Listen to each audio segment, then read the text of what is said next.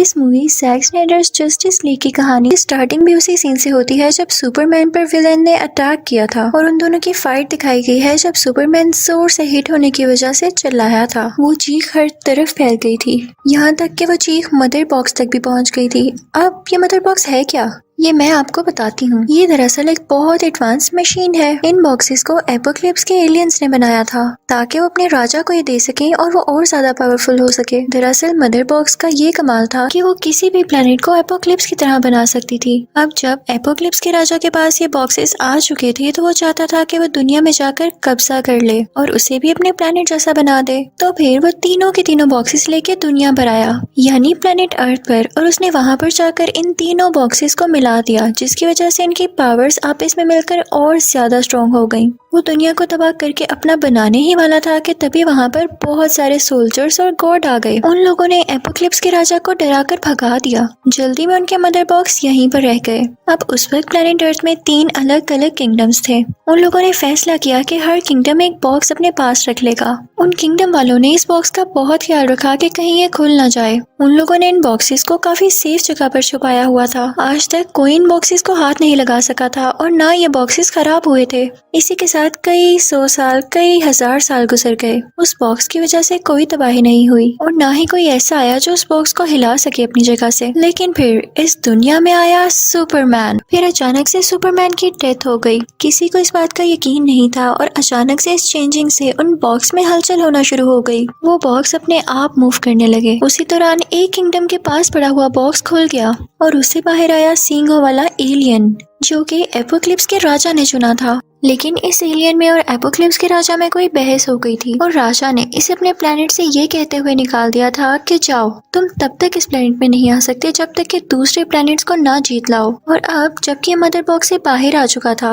तो ये अपने प्लेनेट वापस जाने के लिए और अपनी सजा खत्म करने के लिए इस दुनिया को कनकर यानी जीतना चाहता था। उसने उस किंगडम के लोगों से लड़ना शुरू कर दिया और उन पर बहुत बुरी तरह अटैक करता रहा, जिससे आखिरकार वो किंगडम वाले हार गए और ये अपना मदर बॉक्स उठाकर वहाँ से चल पड़ा। अब ये तलाश में था दूसरे मदर बॉक्स के। अगर इसको दूसरा और तीसरा मदर बॉक्स मिल जाता तो ये तीनों बॉक्सेस को मिलाकर इस दुनिया को जीत लेता और फिर इस दुनिया को अपने प्लेनेट एपोक्लिप्स की तरह बना देता ताकि उसका राजा इससे खुश होकर इसे वापस अपने साथ रख ले और ये दोबारा से और ज्यादा स्ट्रॉन्ग फील कर सके। ये तो बस मतलब ही था, अपने मतलब के लिए दुनिया को तबाह करना चाहता था। लेकिन जिस किंगडम से उसने पहला मदर बॉक्स लिया था वहाँ की रानी अभी भी जिंदा थी और वो अपनी बेटी, जो कि वंडर वुमन होती है, उससे कहती है कि तुम्हें बहुत एहतियात करनी होगी। उसकी बेटी समझ नहीं पा रही थी कि मेरी माँ मुझे ऐसे क्यों कह रही है। वो इस बात का पता लगाने के लिए अपने किंगडम के टेम्पल्स और कई और जगह जाती है, जहाँ पर उसे फाइनली एपोक्लिप्स के राजा और उन मदर बॉक्स के बारे में पता चलता है। और वो समझ चुकी थी अपनी माँ की बात कि वो मुझे इसलिए अपना ख्याल रखने को कह रही हैं कि जल्दी जंग शुरू होने वाली है। जैसे ही उस एलियन को बाकी बॉक्सेस मिल गए तो वो बाकी दुनिया को भी तबाह कर देगा। वो फौरन से जाती है बैटमैन के पास और उसे सब कुछ बता देती है। बैटमैन कहता है कि मैं जानता था ये एक न एक दिन जरूर होना था, क्योंकि सुपरमैन के मरने के बाद ये लोगों को जंग का मौका मिल गया था। ये लोग हम पर अटैक करना चाहते हैं लेकिन भूल गए हैं कि हम में भी स्ट्रॉन्ग लोग मौजूद हैं अभी, और इसीलिए मैं अपनी एक टीम बना रहा हूँ जिसमें काफी स्ट्रॉन्ग लोग हैं जो इन लोगों के खिलाफ लड़ेंगे, एपोक्लिप्स के राजा के खिलाफ। बैटमैन और वंडर वुमन ये डिसाइड करते हैं कि हम दोनों स्ट्रॉन्ग तो हैं ही, तो क्यों ना हम और भी ऐसे लोग ढूंढें जो कि हमारी तरह सुपर पावर्स रखते हैं। फिर हम लोगों के लिए एपोक्लिप्स के राजा से लड़ना बहुत आसान हो जाएगा। अब वो दोनों इस कोशिश में चल पड़ते हैं। तभी उनको मिलता है एक्वामैन और वो उसके पास जाकर उसे सारी बात बताते हैं। लेकिन एक्वामैन कहता है कि मैं इसमें इंटरेस्टेड नहीं हूँ। वो कहता है कि मैं तुम लोगों का ग्रुप ज्वाइन नहीं कर सकता। फिर वो दोनों वहाँ से एक यंग लड़के फ्लैश के पास आते हैं जो कि खुशी खुशी उनका ग्रुप ज्वाइन कर लेता है। अब वंडर वुमन जाती है एक और सुपर हीरो साइबोर्ग के पास, लेकिन वो भी कहता है कि मैं बहुत बिजी हूँ, मेरे पास इन कामों के लिए टाइम नहीं है, खुद ही इसको हैंडल कर लो। अब दूसरी तरफ हम एपोक्लिप्स के एलियन को तबाही मचाते हुए देखते हैं उसी दूसरे मदर बॉक्स की तलाश में। अब वो वहाँ पर पहुँच चुका था जहाँ पर एक्वामैन भी था और वो दूसरा किंगडम जिसके पास वो दूसरा मदर बॉक्स था, वो उसको हासिल करने के लिए बहुत कुछ करता है लेकिन एक्वामैन उसे रोक रहा होता है। अब एपोक्लिप्स का एलियन क्योंकि बहुत स्ट्रॉन्ग और खौफनाक था तो वो एक्वामैन को हरा देता है और वो मदर बॉक्स अपने साथ ले जाता है। वो एलियन फिर जाकर उन दोनों बॉक्सेस को पास पास रखता है और उसे एक मैसेज रिसीव होता है कि इस दुनिया के लोगों को अपना गुलाम बनाया जा सकता है, इनसे अपने काम करवाए जा सकते हैं, लेकिन कैसे, ये सिर्फ वही लोग जान सकते हैं जिनके पास सुपर पावर्स हैं। वो एलियन इस बात को लेके काफी एक्साइटेड था। वो ये सब जाकर अपने राजा यानी एपोक्लिप्स के राजा को बताता है। तो वो उस एलियन से कहता है कि 2 बॉक्सेस तो तुम पहले ही हासिल कर चुके हो, और अगर अब तुम तीसरा बॉक्स भी ढूंढकर इन तीनों को आपस में मिला दो और दुनिया को जीत लो तो तुम मेरा दिल भी जीत लोगे।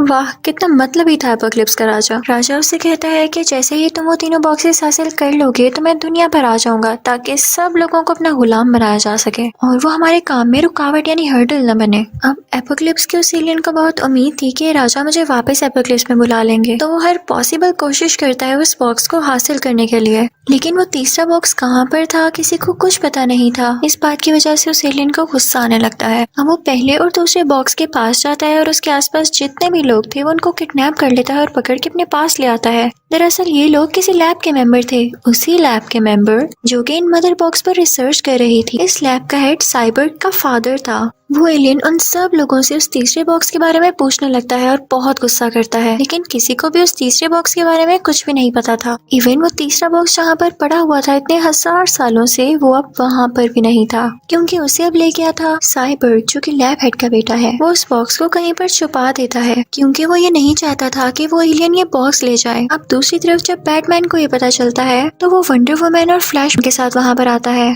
तभी वहाँ पर साइबर्ग भी उनके साथ शामिल हो जाता है और कहता है कि मुझे तुम लोगों के साथ रहना है ताकि मैं अपने बाप को बचा सकूं। ये चारों कहते हैं कि हम मिलके उस एलियन का मुकाबला करेंगे। ये चारों एक साथ बहुत अच्छे लग रहे थे। अब ये सब मिलके उस बेसमेंट में जाते हैं जहाँ पर उस एलियन ने लोगों को कैद किया हुआ था। एलियन उस बॉक्स का पता लगाने के लिए उन्हें टॉर्चर कर रहा था। तभी ये चारों वहाँ पर जाकर लोगों को बचाते हैं और एलियन को रोकते हैं। लोगों में बहुत लड़ाई होती है, लेकिन एलियन हार मानने को तो तैयार ही नहीं था। जब एक्वामैन को पता चलता है कि हालात काफी खराब हो रहे हैं और इन लोगों को उसकी जरूरत है, तो वो भी वहाँ पर आ जाता है क्योंकि दिल के ये सब अच्छे थे। ऐसे ही नहीं इन्हें सुपर पावर्स मिली, क्योंकि नेचर उन्हीं पर मेहरबान होती है, उन्हें ब्लेस करती है जो दुनिया के लिए अच्छा सोचते हैं। अब इन्हें एक साथ देखकर उस एलियन की तो जान ही निकलने वाली थी। वो डर के वहाँ से भाग जाता है कि फिर कभी इनका मुकाबला करूंगा। अब साइबर्ग वो तीसरा बॉक्स लेके अपनी टीम के पास आता है और उन सबको बताता है कि कुछ अर्से पहले मेरा एक एक्सीडेंट हुआ था जिसमें मैं मरने ही वाला था। मेरी हालत बहुत खराब थी, लेकिन मेरे फादर ने इस मदर बॉक्स को यूज करते हुए मेरी जान बचाई थी। उसकी ये बात सुनते ही बाकी लोगों के दिमाग में क्लिक होता है कि अगर इसे मरते मरते बचाया गया था तो इस बॉक्स को यूज करते हुए सुपरमैन को भी तो जिंदा किया जा सकता है। वो सब जानते थे कि सुपरमैन से ज्यादा स्ट्रॉन्ग कोई और नहीं है, और अगर वो इनकी टीम में आ गया तो ये लोग आसानी से एपोक्लिप्स के राजा और एलियन को हरा सकेंगे। अब वो सब एक प्लान बनाते हैं जिसे सुपरमैन को उन लोगों ने जिंदा करना था। वो वहाँ पर जाते हैं जहाँ पर वो दफन था, यानी उसकी ग्रेव थी, जहाँ पर वो उसे बाहर निकालते हैं। वो सब उसकी बॉडी को लेकर एक शिप में जाते हैं। वो उसकी बॉडी को भी वहाँ पर रख देते हैं और फिर उसके ऊपर लाते हैं वो मदर बॉक्स, ताकि उस मदर बॉक्स की और क्रिप्टन स्पेसशिप की एनर्जी से सुपरमैन को जिंदा किया जा सके। लेकिन मसला ये था कि वो मदर बॉक्स एक्टिवेट ही नहीं था। उसे यूज करने के लिए भी कुछ एनर्जी चाहिए थी ताकि उसे एक्टिवेट किया जा सके। फ्लैश उन लोगों से कहता है कि मैं इस मामले में तुम लोगों की हेल्प कर सकता हूँ, मदद कर सकता हूँ। वो कहता है कि मैं जब भी अपनी एनर्जी यूज करता हूँ तो मेरे आसपास इलेक्ट्रिकल वेव्स बनने लगती हैं जो कि एक एनर्जी ही है। वो कहता है कि मैं मदर बॉक्स के पास जाके उसे एक्टिवेट कर सकता हूँ। लेकिन वो जब ये करने वाला होता है तो स्पेसशिप उसे वार्न करती है कि ऐसा नहीं करो, ये खतरे वाला काम हो सकता है। साइबर्ग इस बात को लेकर काफी परेशान हो जाता है और उस स्पेसशिप पर हाथ रखता है, जिसकी वजह से उसे फ्यूचर के कुछ विजन्स आने लगते हैं। वो देखता है कि एपोक्लिप्स का राजा इस दुनिया में आ चुका है और वो सब लोगों को मार रहा है। इसके साथ साथ उसने सब सुपर हीरोज को भी जान से मार डाला है, लेकिन उसने सुपरमैन को नहीं मारा था। उसने उस राज का पता लगा के सुपरमैन को अपना गुलाम बना लिया था ताकि उसके अंडर काम करे। फिर सुपरमैन और उस राजा ने मिलकर इस प्लेनेट अर्थ को एपोक्लिप्स की तरह ही बना दिया था और बाकी सब कुछ तबाह हो गया था। जब साइबर्ग ये सब कुछ देखता है तो उसे अपनी आंखों पर यकीन नहीं आता कि उसने क्या देख लिया है। वो जोर से चिल्लाता है कि ऐसा नहीं करना, नो। फ्लैश को लगता है कि उसने कहा है कि डू यानी करो, तो वो अपना काम करने के लिए आगे बढ़ता है। जैसे ही उस मदर बॉक्स के पास जाके अपनी एनर्जी निकालता है तो एक्टिवेट हो जाता है। अब स्पेसशिप की एनर्जी और वो एनर्जी मिलकर सुपरमैन को जिंदा कर देते हैं। वो इस दुनिया में जिंदा होकर आ तो गया था, लेकिन उसे अपने पास्ट का कोई भी वाकया याद नहीं था। उसे कुछ भी याद नहीं आ रहा था।